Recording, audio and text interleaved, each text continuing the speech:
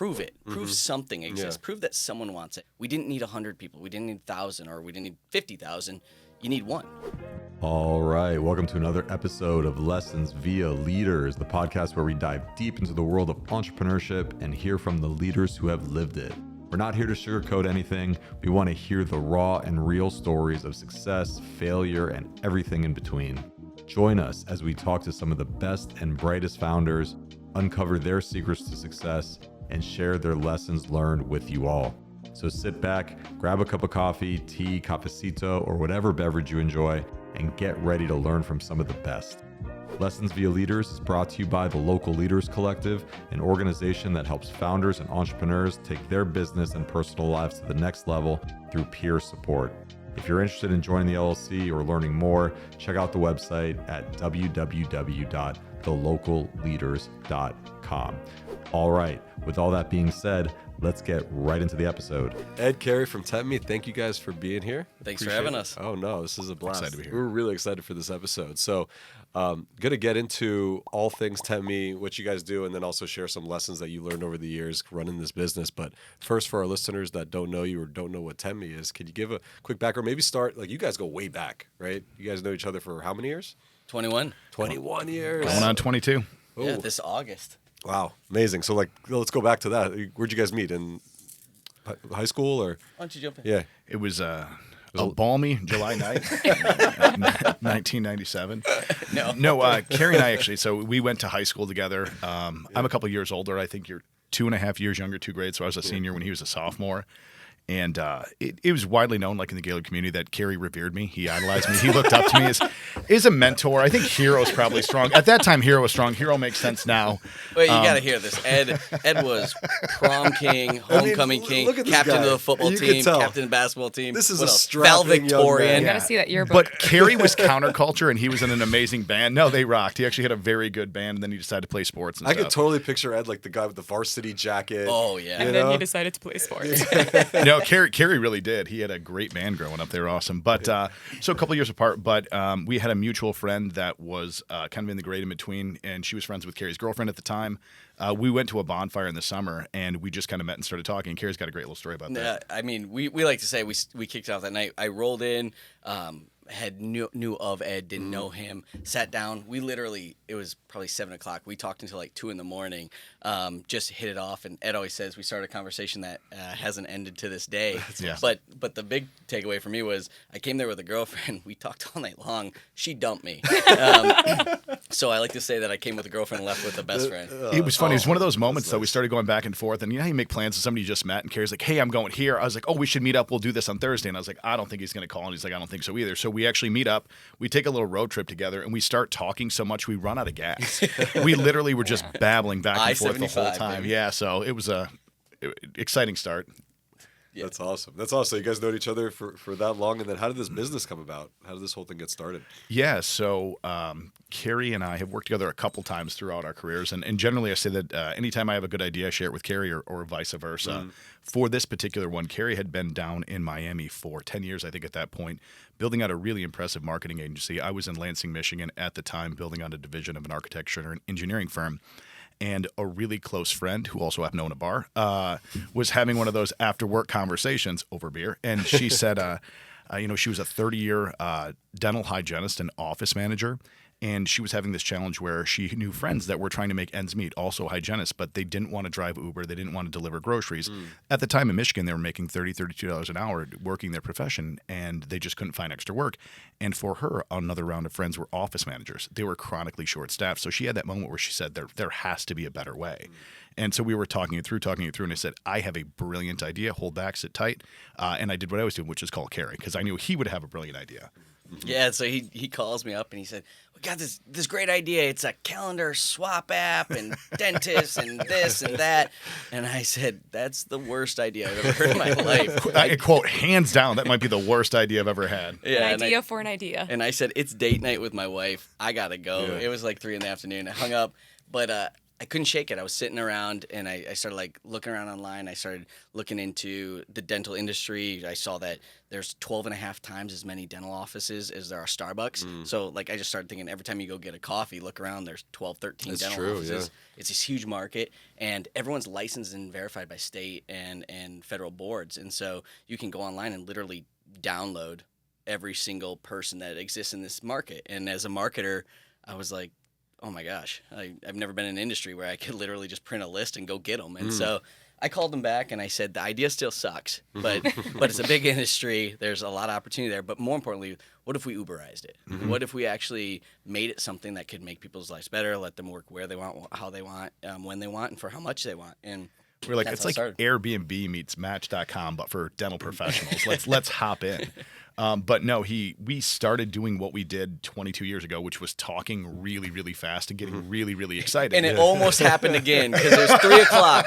We talked until 11 that night, and it was date night with my wife. Luckily, my wife is the best person in the whole world, and we've been together for a real long time. And so I called her and I said, hey, is it okay if we reschedule date night? Ed and I are onto something. Yeah. And so at least that time, it worked out. That's awesome. So when was that? What year was that this whole thing kind of got kicked off? End of 18? 18. Yeah. Okay, cool. Like Thanksgiving 2018, maybe. Yeah, that was a fun conversation. All right, awesome. And it's been, so talk us kind of through those early couple of years. You have, 2018 to 2020, then you get smacked with a pandemic. So like just interesting to see how it all unfolded, and then we can talk about kind of the more recent stuff that's happening. Yeah, so Ed and I literally talked, I don't know, 4 hours a day from that point forward, just kind of hashing it out. Yeah. We started building it in 2019, and we actually launched in October of 2019, and it hit, and it was one of those aha moments. Literally, people started signing up, it started going crazy, and we were like, oh, there's something here.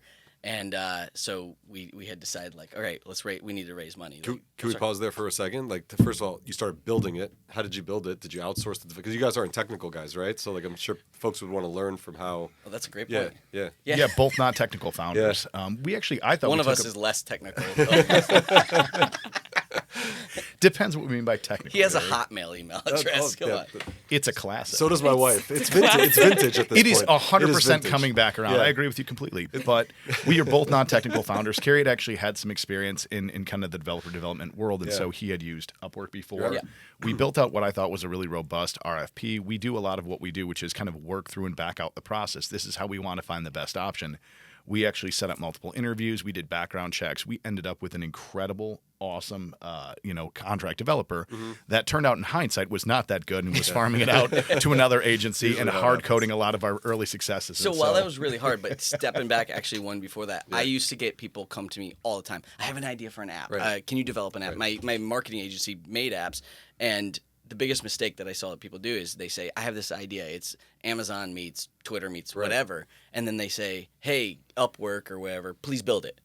And there's nothing behind it. And so for us, knowing that, we spent a significant amount of time, which is one of the best things we ever did, truly breaking it down. I mean, like you're writing a thesis, in The RFP itself, like just really yeah, going into detail. we went through. It started like in my condo. Yeah. We spent a weekend there with huge Post-it notes all over the windows, drawing out every slide and literally thinking it through, being like, okay, when someone signs up, what happens next? And actually, before they sign up, what's it look like? Right. And we just took every step, and we thought, hey, this is a simple thing. People post, you think of Uber. Right. Hey, someone needs a ride, someone picks up a ride, and then you start drawing out the slides. And I think by the end of the weekend, we had maybe 600, 700. No, it's like that little experiment where, like, how do you make a peanut butter and jelly sandwich? And you're supposed to write out each step. They give it to kids to think of like critical thinking skills and processing. And that was crazy because we're like, this is going to be easy. Like, I'll come down for the weekend. I was still in Michigan, flew down. I was like, we're going to knock this out. Then we'll be able to go drink. yeah, we're going to have a nice, relaxing time, hang out a little bit. And it was a sun up to sundown, 2 in a row. But by the time we had put up the big sticky notes, scratched out, redrawn it, scratched it out. But we put a lot of time and energy to making sure that we'd thought out the initial part of the process so that when we turned it over for development, it wasn't just a make it like this. We had really thought through each and every step. That's a great takeaway. Like, I'm doing this right now with my company, Cryptoys and On-Chain Studios, right? Like, I'm doing a few RFPs with mobile app developers to build out our mobile app. And this time around, I'm learning my lesson. The RFP, spend time like documenting out exactly what you want to a T. And like, you don't have to be technical, but you just have to write in plain English and like map out exactly what you want. And that will get you better quotes, better engineers, et cetera, save you a lot of time and hassle. So. And what was so great about that, like you said, we hired a guy off Upwork. It turned out to be a disaster. But the second person that we found, what was so great about it is you'll know you're on to having a good dev, somebody who can build it for you, when you don't tell them how to do everything. Right. You tell them what you want, and then they can say, oh, we could do this way or that way. It's the difference between someone who's not so good, who's just going to, do A, do B, B, and someone else to say, hey, what if we did this or that there? So, well, and I think in the next step, it would hit on what I would think was another lesson that we learned, or one of our secret sauces from that, that outsourced overseas developer. We went and hired a junior dev fresh out of boot camp. But at that time, I had moved down from Michigan, sold my house, sold my car, sold my shares of my business, moved down here because something that we believed in very much was building together, building in person is the best way that he and I believe to spin up a company. And so from that point, we actually hired a junior developer out of Ironhack. Yeah, right here in Miami. I hired him. It was he had been coding for 6 weeks. Yep. Oh my gosh. And to his credit, over the next 6 months, we built it from top to bottom and launched it. And the MVP was him, and it was pretty spectacular. What an impressive story. Wow. It was awesome. It was a great lesson being together, though, because every time there was a question or like an A or B, or he didn't know, or maybe we were unclear with directions, instead of having to work through Slack or 1,001 channels, we could actually just walk in, look over each other's shoulders, point to things. It's pre-pandemic, but it's something that I think was really interesting because it was a lesson we learned really early of the effectiveness of being together in person. And you said, like, you put it out there and you got a lot of users and you're like, wow, there's something here. Where did those early users come from? How'd you market it, and where'd you get the initial activity from? Yeah, there's some smiles on your faces. For those of you that are listening only on audio, they looked at each other with like oh yeah, here comes this part of the story. The canary grin is what that's called. This is where someone needs to say off the record. But for us, so one of the things we did is we said, let's launch in Florida. We went to the state bar websites and looked at like where everyone was. But I just said, whenever we launch something, you go, okay, who are you targeting? Right. So our first one was we wanted to target the hygienists, which is the workers on the platform. And so what we did is I said, where do they hang out? Or where is somebody who's going to want to use our technology? Where do they go? And I said, what's the cheapest, lowest hanging fruit place to go find it? And so, of course, we went to Craigslist. And because you can post lots of ads on Craigslist for cheap, or $25 or whatever. And so we went there and we just started posting. And the idea wasn't, we didn't need 100 people. We didn't need 1,000, or we didn't need 50,000. You need one. Like, prove it. Prove something exists. Prove that someone wants it. And so we posted our first ads in Miami and Tampa, Orlando, that kind of stuff. And we got 10 signups in each city. And we're like, oh, okay, well, what if we do it again? And we got 10 in each city. And then you refine that part of the game. And then we started saying, where else do these people hang out? So you started with the dentist office, and then you were posting ads on behalf of the dentist office? We started with the providers. With the providers, okay. Yeah, saying like, hey, there's jobs here. Come. Oh, gotcha. And it's really targeted. And the second one we did is we think cheap. Like, we had bootstrapped every business we ever launched. So it was like, where can we get the biggest return on our bucks? Because at that time, we funded everything. We didn't have any investors or anything.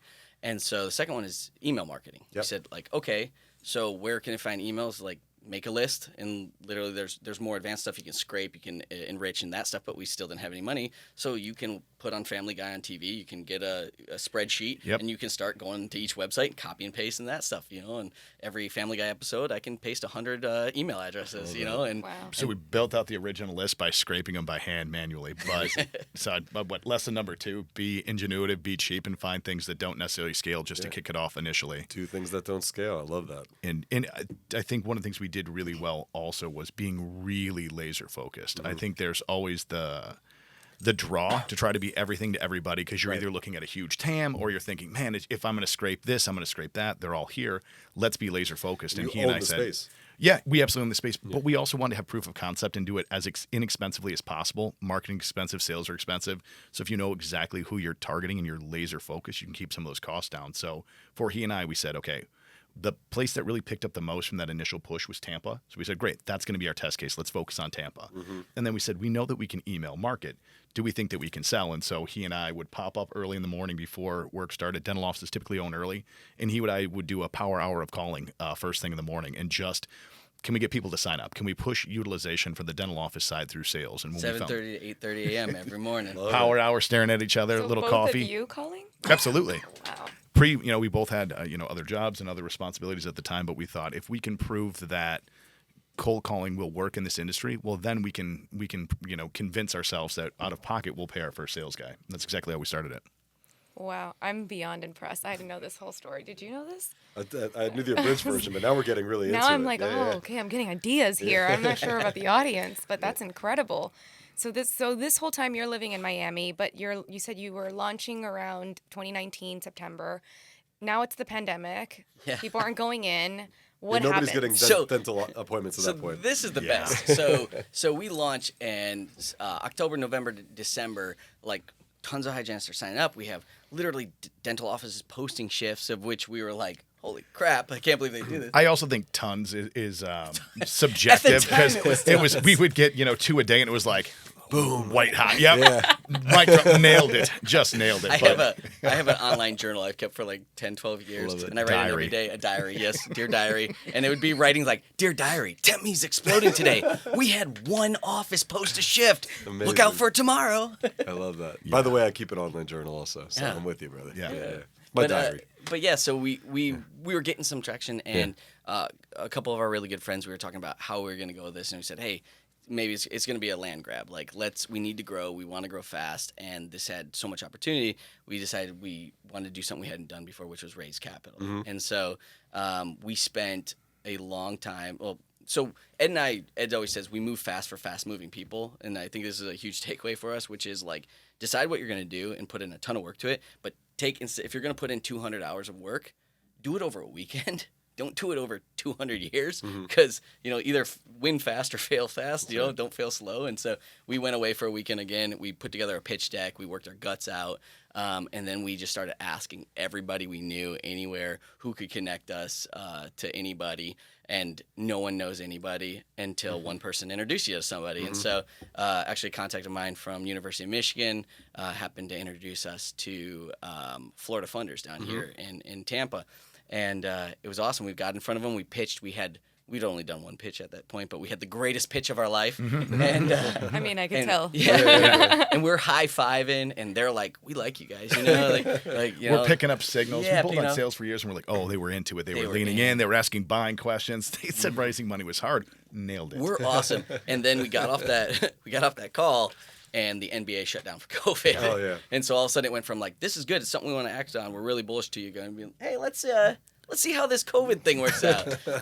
Guys, COVID is not. It's not going to change our process at all. Sure. We're going to work through Chill this. out for little 2 bit. weeks and see what Yeah, happens. it's not going to change anything. Yeah, people And, with open mouths going into offices, and it doesn't necessarily. But it wasn't. It Yeah. wasn't just us. But I think we got a really great opportunity because we had maybe 120 days, 160 days of like really good information of what was working and not working. And then we got to take a time out. Right. We actually got to sit and look at each other and say this growth that we have to have our proof of concept, to get investors, to show that we have a very viable business. We get a kind of a blessed and sanctioned time out. Let's take that and let's be really intentional with what we can do. And so we took a lot of that time to both ruggedize the database that Cary had talked about that we were building, make it a bit more robust so that when we came out of the pandemic, we could market and sell more aggressively. We also took a lot of time to step back and further ruggedize the process. And when did we bring Demeter on? We brought our VP of engineering now, Dimitro, on in January, so it was right before COVID. But that was one of the ones where we use that time to build and to say like, okay, what are we going to need coming out of this? And we came out of it when we were able to go back to work and exploded out of that. And so It seems like you guys have a lot of clarity and you just understand each other so well, so you're able to make these fast decisions. Oh, God, No, no. you don't think so? Because it sounds like you did. well, if you're That's like saying Tiger Woods But has, that was a has good great perspective. No, it's like Tiger Woods has a great golf swing. He does, but his dad put a club in his hand when he was 4 years old. Cary and I have been talking like this for 20-some years. And over that time, we've just developed the ability to dig into projects. One of our favorite books is The Undoing Project. Michael Lewis. Yep, and they talk about two gentlemen who were in psychological economics or something along those lines. Daniel Kahneman, Thinking Fast and Slow. But part of their process was just sitting in these rooms and just talking and talking and talking. And Cary and I had so much experience doing that a lot of times we're able to come to a good solution because we can guess where the other person is going or kind of what they're thinking, or we know all the subtext. But it's taken 2 decades to get there. And even with that, as good as I thought we were, when we were doing this stuff, we butted heads a lot more. It took a lot of time for us to even develop a professional cadence in kind of figuring out when to push and when to pull and when to sort of say, like, I know a little bit better, or I completely trust you. This is a muscle that we've absolutely refined and developed intentionally.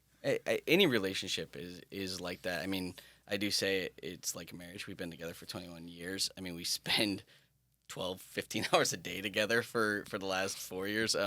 So we work on our communications. We're really open and honest with each other, and vulnerable. Like, there's so many with partners, and maybe this is off track, but with partners, so many don't work out. Right. You know, whether it is a marriage or a business relationship.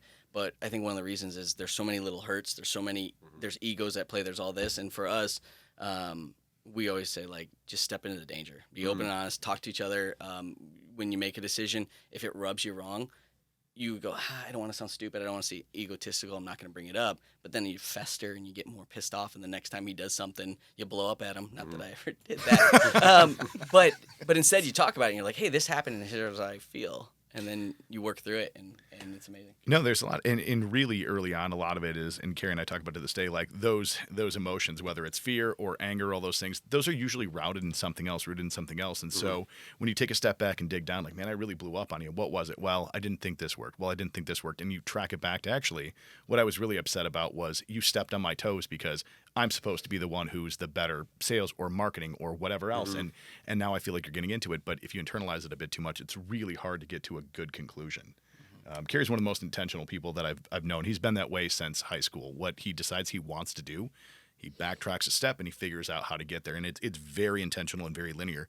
It makes him look really, really talented, but a lot of times it's not. He is talented. He is smart. No, it is. It's a compliment, but it's also very intentional of, like, I want to be good at X, and here's how I back it out.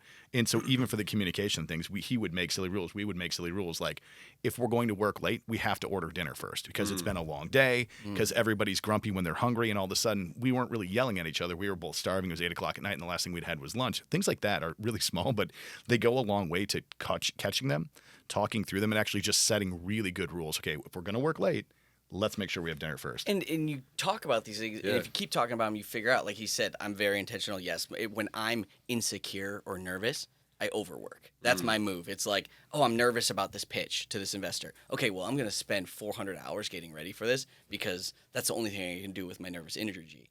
Ed absolutely detests extra work.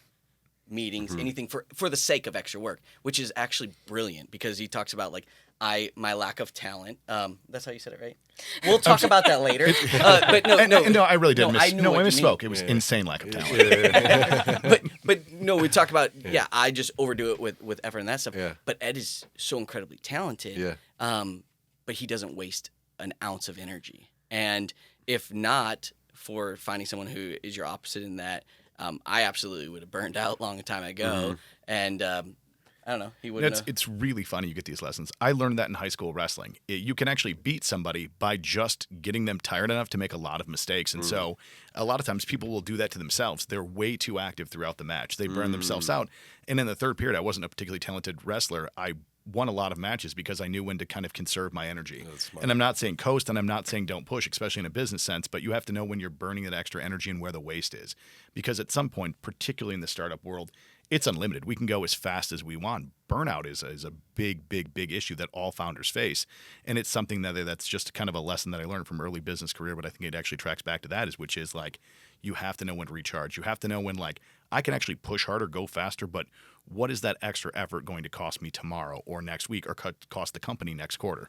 That's great. Actually, take away all the stuff regarding how you guys communicate and work off of each other. I think is really, really, something to admire and something other folks can be inspired by, because you guys have known each other for 20-something odd years. That's a long time. And you guys also, know each other so well, but you have these parameters in play that really, like, allow you to work effectively together. For example, you mentioned the example of ordering food if you're working late, right? Because that really sets up for a better meeting. Those kind of things. And co-founders that just meet each other for 6 months, they don't even have those parameters. Yeah, you've known each other for over 20 years, and you guys have parameters. Just goes to show you just, like, those little things really matter at the end of the day.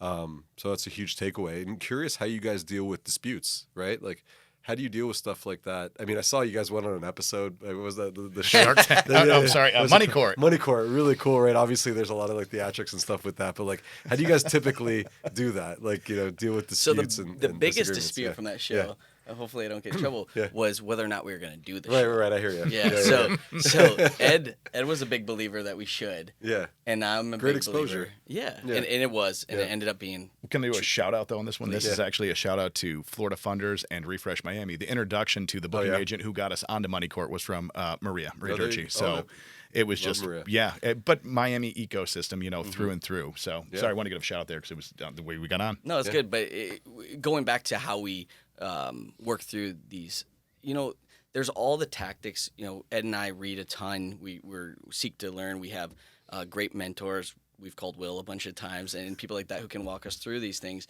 But all of that aside, it's having a shared vision. Mm-hmm. It's knowing exactly where you guys want to go and being on the same page. And that's not one-time conversation. It's not a annual planning conversation. It is a everyday conversation about where we're going, because that's going to change. But I think so many people in all relationships in their lives, they meet someone where at a moment in time they have this shared vision of like, let's go do this together. And then over time it changes. And one person's saying like, I'm a little bit to the left, and the other one's a little bit to the right. And then they end up on totally separate paths. And that's why you can't work through an argument if you both are trying to get to a different location. Right. And so that's for us is really talking about where are we going? What do we want to do? What's the end point? And really working through that with each other and going through that, because the more you talk about it, the more same page you are about the end. And when the big picture is clear, the small stuff doesn't really matter as much. I love that. Well, tactical question on that note, how often do you guys have one-on-one meetings with each other on those things? Because for example, you guys both are leaders of the company, meet with other employees, you have other meetings, et cetera, et cetera. Do you guys sit first thing in the morning daily together, huddle up on key items? Just curious from a day-to-day operational standpoint, because you guys are awesome co-founders. Other co-founders, I think. We want the secret. Yeah, exactly. And I'm like, how do I Here's sit the with him secret. more? No, I'm going to cut in and then Ed can give it. Yeah. Right? Build in person. Yeah. I'm the biggest believer in the whole world. He moved. He sold his house, his car, every position he owned, and his share of his company through his only thing he wanted to keep, his cat. I don't know why. His cat into a rented minivan and moved down to Miami so we could build this side by side. We don't schedule meetings with each other. In fact, we actively have to schedule time not to be around each other so we can get other work done.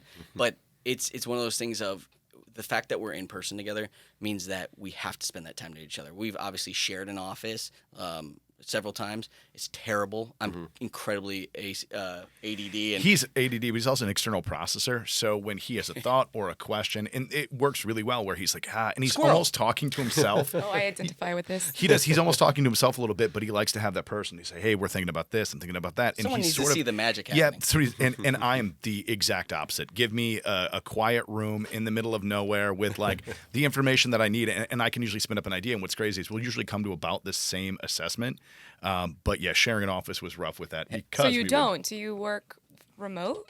No, we So share don't. an office. Okay. We used to share literally The one single space. space. Okay. So this lovely room that we're in is about half that big. So you're giving each other space, but not that much Ed space. used to sit in that room with sunglasses on. I'm not kidding. Blue light sunglasses on. He'd put his headphones in, like the AirPods, and then he'd put sound canceling headphones on, and then he'd lean into his computer and head down and put a scowl on his face. And by the way, he uses like a 1934 keyboard that's like.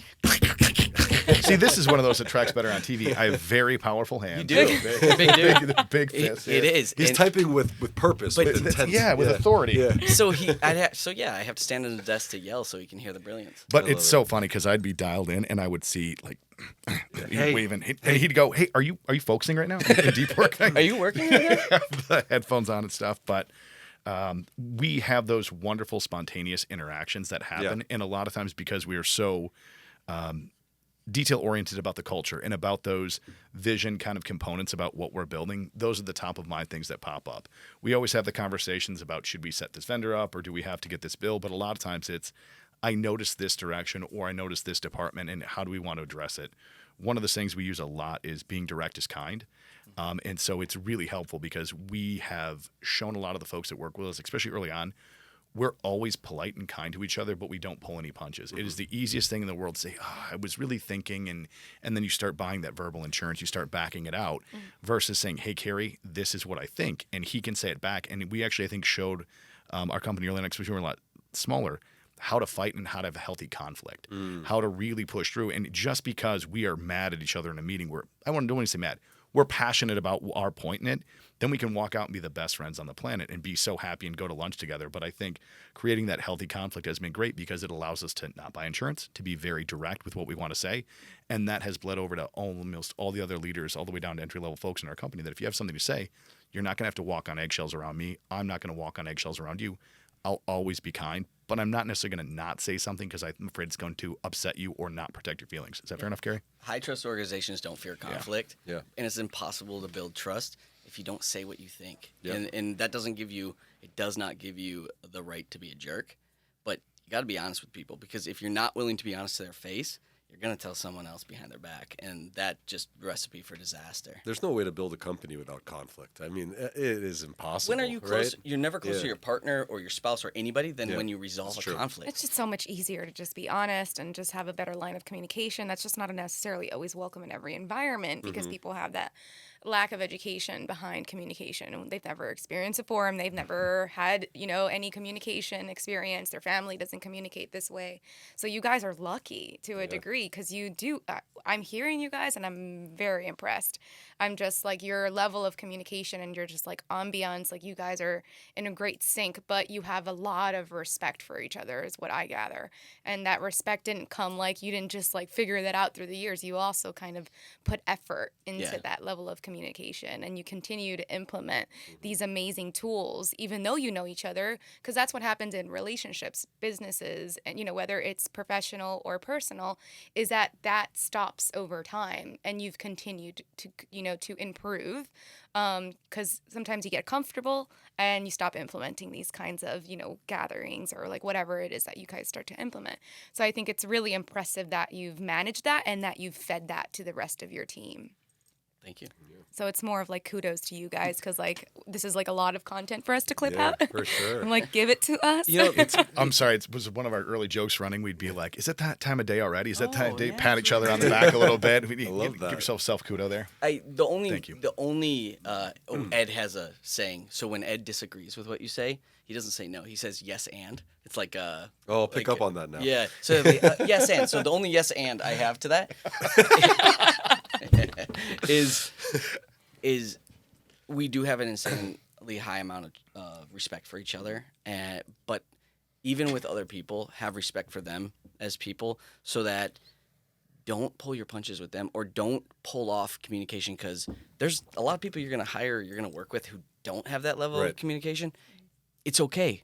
Give them the opportunity to get better by telling them what you think. And if they blow their stack or they get upset or they take the victim role and think that you're being mean to them, and that gives you an opportunity to have that second conversation, which is, hey, it's not what this is about. This is what it is. We've actually found that as we've hired folks, I guess I don't want to say younger, that's not fair, all across the spectrum, but some people that are a little bit less experienced in the professional workforce, they're used to working in jobs where when somebody is critical of them, that person is actually just being rude and mean. They worked a lot of retails where they didn't do anything wrong. Something came out wrong or whatever else, and they're used to being criticized, and then they kind of shut down. They've gotten that. And so it's one of the things we work on, which is just because I'm being critical of you and delivering a hard message doesn't mean I'm mad at you. It doesn't mean that you have done anything wrong. This was a mistake. I'm not mad about the mistake. This is an opportunity for me to coach you. And I coach because I care. I coach because I see you developing this in the future. You don't need to make this mistake again, but if I didn't let you know, how would you know it was a mistake? Yeah, you'd never learn. You'd never learn. And so we are very intentional with those things as well. Hey, I'm going to deliver some direct, hard messaging here, but it's not because you've done anything wrong. You didn't know. Don't shut down. Don't feel like this is something that you have to be embarrassed about. You didn't know, but it's my responsibility to let you know so you don't do it again. It's leading by example too, because if you just don't practice it, then they don't experience it. Then they can't notice the difference. Absolutely. Put you on the spot for a second here. Imagine sitting across from you right now, instead of Elizabeth and I, it's Ed and Cary from 2018. What would you tell them of like, hey, look, watch out for this, or something you guys should avoid? Don't do this. Like, what would you say? Or would you just say, hey, keep on keeping on? Imagine we're here, 2018, Ed and Cary. I guess one. You look like it. I just keep laughing about, like, hey, when they say 2 weeks to flatten the curve, go ahead, and I wouldn't make any long-term plans. those 2 weeks, why don't you settle in for the long haul? That's the first thing to pop into my head. Yeah. There's 1,000 ones. Yeah. No, I think so. We've been so blessed to be introduced to so many awesome people and have so many brilliant people around us. And because of that, we get really great advice and really great direction, and it means all the world. But also, I'd go back and say, hey, you're the one that's going to build this. You have the vision. You have the idea. You're smart enough to get here. Trust your gut. Make the decisions. And if it doesn't feel right, don't do it. Stick to why you're going to do it. Doesn't mean don't learn and grow. Doesn't mean don't take good counsel, because only an idiot would turn a blind eye to good counsel. But if you take that counsel and you think on it and you go into it and you still feel that you should do it your way, you're the one that has to live with it in the end anyways. Go do it your way, because I think 100% of the times that we've been really disappointed has been because we didn't do what we wanted to do or what we believe or knew that we should have done anyways. Right. It's a good one. We set core values early, very early in the company. We work with Entrepreneurial Operating System, EOS, and so we set really strong core values. And what I would tell myself is defend those ferociously. The first time that you see somebody who's not living your core values, if it seems like a personality trait, just that's kind of who they are, and you mishired or you made a misread or they got past your screening process and they don't live them, have that kind and direct conversation. But after a time or two, you really have to defend those core values. And there's no one person that's ever going to be more important in the company than the company itself. We've learned that lesson a little bit later on.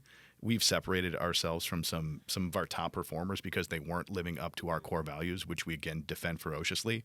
But there's times earlier I wish we would have done that.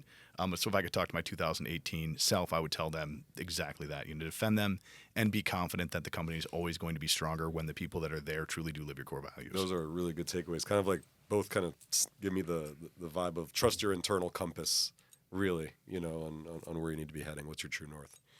Guys, it's been an absolute pleasure. You guys are so infectious. Like, your energy is amazing. I want to go out and drink with you guys. I'm sure it's going to be so much fun. Thanks for If you like us, you sweet should meet our merch. wives. Oh, can't wait. Yeah, I can't imagine those double dates. That Oh must be a lot yeah, of fun. yeah. It's been such a pleasure to have you guys here. I'd love to know where we can find you. Like, where do we get Tempmee? Like, is it an app? We download it. How do we get access to it? Yeah, both. So if you're a dental office, there is an app and a mobile platform. So go on the internet or download it from either Android or Apple Store. But if you're a provider, it's only available for the app. So go ahead and download whatever your platform is and check it out. We're still expanding, but we're pretty active in all 50 states. So if you're hearing this and you're anywhere and you're in Florida, great. We're highly active here. It's one of our most active territories. But anywhere else, look us up. We also have really focused on customer service and customer success. So if you're one of those people that likes a live voice, the phone number's on the website. A live person will answer. So give us a call. And on top of that, we are growing like crazy. We double in size literally almost every quarter, and we've done it for the last 3 years. Amazing. We're hiring. So if you're smart, if you're honest, ambitious, teachable, creative, and hardworking, call us. Reach out. Email Ed. It's et@tempmee.com. Oh, get the leads, baby. He did that. Get the leads. Absolutely. Carrie's phone number is. That's cool. But if you're one of those people that it also wants a short commute, we're in downtown Miami. We're in Miami Towers. And if you're somebody that is maybe not been as thrilled with your work from home or remote work experience and you want to come in and be around people that are highly motivated, excited to be part of a very positive culture, we would love to have you. Awesome. Well, we'll drop all that information in the for description sure, so you guys can get in touch. And Ed and Cary, man, it's been a blast. I could talk to them for like hours. I know. right? Oh my God. Thank you guys so much for coming in. This is too cool. Thank you guys. This is awesome. Till next time. Appreciate it. All right. Thanks for tuning in to another episode of Lessons via Leaders. We hope you enjoyed today's show and gained some valuable insight from our guest. If you enjoyed it, please leave us a review and subscribe to stay up to date on our latest episodes. That goes a long way. And don't forget to follow us on Instagram and Twitter at Lessons via Leaders for behind the scenes looks and exclusive content. Until next time, keep leading with purpose and creating positive change in the world. We hope you have an incredible, incredible day. And thank you again.